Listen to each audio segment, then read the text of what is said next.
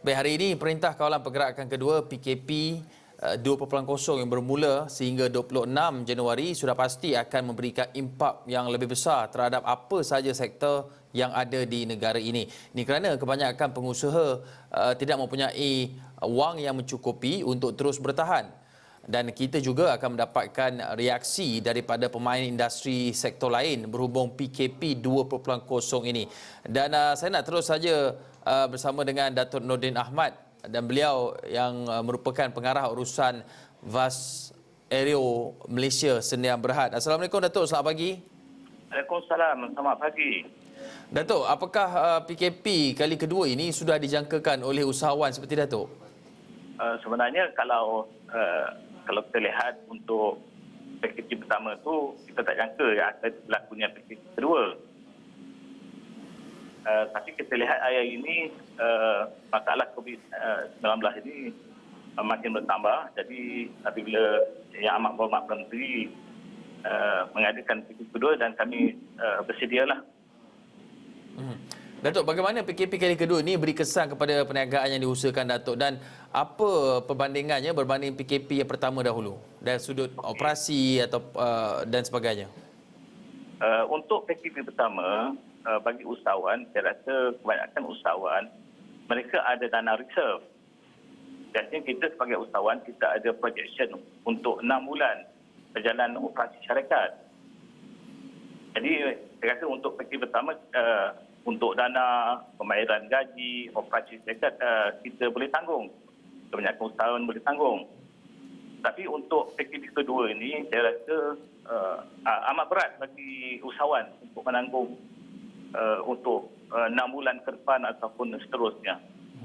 Datuk, apakah berdasarkan situasi kewangan yang kebanyakannya diperolehi oleh IKS atau pemain industri ini, berapa lama tempoh ketahanannya? Maksud saya dari segi financial stamina untuk bertahan sekiranya andai katalah PKP ini dilanjutkan lagi dan lagi.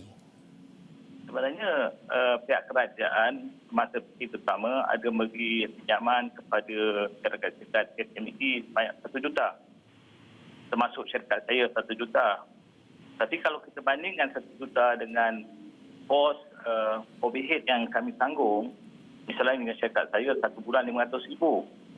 500,000 itu bersamaan 2 bulan untuk operasi yang boleh dijalankan. Tapi jika benda ini berpanjangan, saya rasa syarikat atau usahawan tidak ada daya untuk menanggung kos-kos yang berkaitan.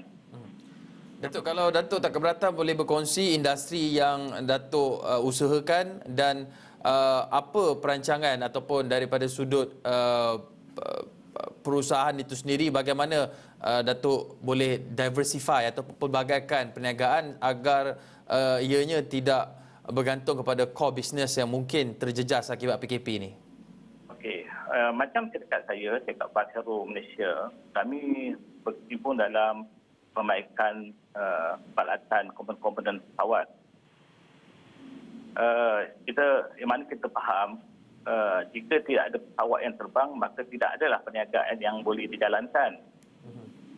Jadi bagi saya lah apa yang kami harapkan daripada pihak kerajaan, beri peluang kepada syarikat-syarikat tempatan yang mempunyai keupayaan. Maka itu bagi kami VAS Aero, kami telah pun mengembangkan sayap kami di luar negara bagi mengembangkan keupayaan kepada negara di luar seperti Turki, di Thailand, di Uni Arab, di Indonesia dan lain-lain negara. Apa yang saya harapkan kepada pihak kerajaan, berilah keutamaan kepada syarikat-syarikat tempatan supaya sos di dalam negara dapat digunakan sepenuhnya oleh syarikat-syarikat tempatan. Datuk, bergerak ke harapan, apa antara usaha-usaha ataupun bentuk bantuan yang boleh kita diberikan supaya kesan PKP ini dapat dikurangkan terhadap sektor perniagaan dan juga keusahawanan?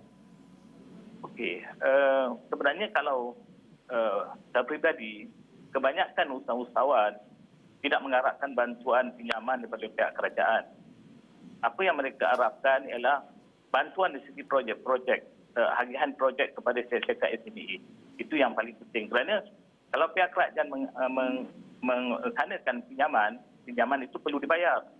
Tapi kalau diberi projek itu boleh digunakan untuk mengembangkan syarikat dan juga memberi kepada impak kepada kerajaan seperti pembayaran cukai dan lain-lain.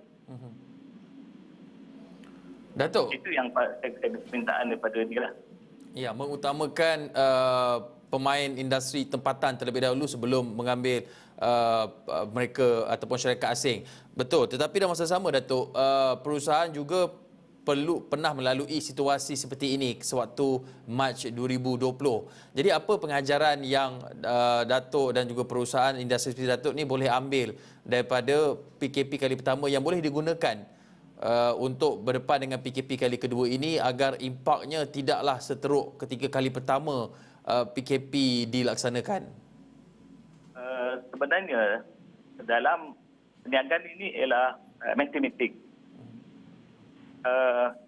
Bahawa sekarang kita sedar bahawa dalam perniagaan itu kita tidak boleh menggunakan formula matematik. Usahawan perlu setiap masa, setiap ketika untuk bersedia sedia menghadapi apa-apa keadaan. Itu yang paling utama. Kalau kita lihat, kalau usahawan tidak bersiap sedia, maka sendirinya usahawan itu akan bermasalah.